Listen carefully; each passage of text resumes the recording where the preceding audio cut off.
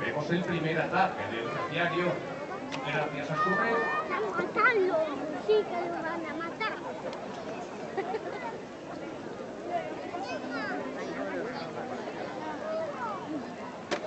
Su incesante movimiento, la velocidad, la agilidad, es necesaria para poder vencer ejerciendo precisamente.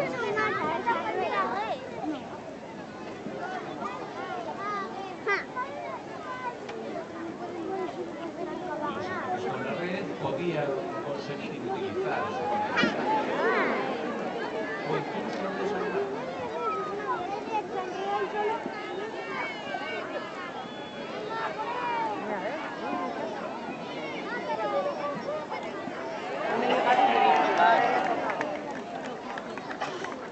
Se ha marcado un gol.